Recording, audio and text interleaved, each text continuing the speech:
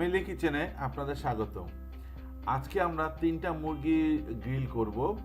তো আমরা যে মশলাগুলি নিব এখন, সেগুলি হচ্ছে হলুদের গুঁড়া, জিরার গুঁড়া, আদার গুঁড়া, মরিচের গুঁড়া, তান্দুরি মশলা এবং লেবুর রস।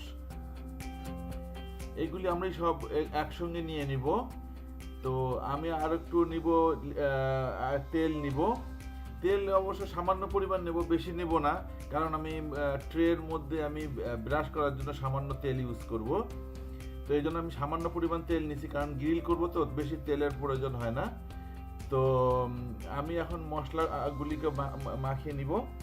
এভাবে মশলাগুলিকে মাখিয়ে নেওয়ার পর আমি মুরগিগুলিকে একে একে সবগুলির মধ্যে মশলা মাখিয়ে নেব। মুরগিগুলির মধ্যে আমি 3টা মুরগি নিয়েছি, সেগুলি আগে থেকে ক্লিন করে পরিষ্কার করে ধুয়ে নিয়েছি এবং সেগুলি একটু টিস্যু পেপার দিয়ে শুকিয়ে নিয়েছি, যাতে মশলাগুলি মুরগির শরীরে লাগে। এবং আমি যে ট্রেটার মধ্যে মুরগিটা গ্রিল করব, সেটার মধ্যে সামান্য পরিমাণ তেল দিয়ে আমি ব্রাশ করে নেব, কারণ মুরগিগুলিকে আমি একটু পোড়া পোড়া করব, এই জন্য যেহেতু ওইটার ট্রের মধ্যে যেন না লেগে যায়।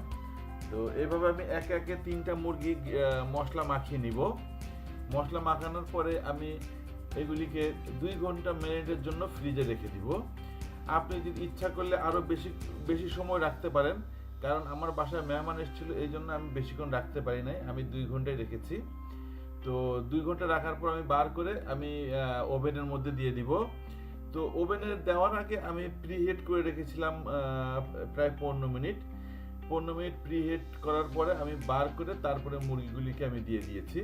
তো আপনারা ইচ্ছা করলে প্রিহিট করতেও পারেন, নাও করতে পারেন, কোনো সমস্যা নেই। আমি 15 মিনিট প্রিহিট করেছিলাম। তো আমি 150 থেকে 200 ডিগ্রিতে আমি এটা কুক করব। তো আমি 1 ঘন্টা কুক করব এটা, কারণ 1 ঘন্টার বেশি কুক করলে মুরগিটা হার্ড হয়ে যায়। তো যখন রেখে দিব তখন খেতে একটু সমস্যা হয়, এই জন্য আমি বেশিক্ষণ করি না, আমি 1 ঘন্টাই করি।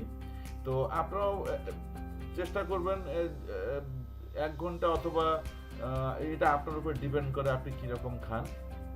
আমি 1 ঘন্টাই করেছিলাম, তো ভালোই হয়েছে।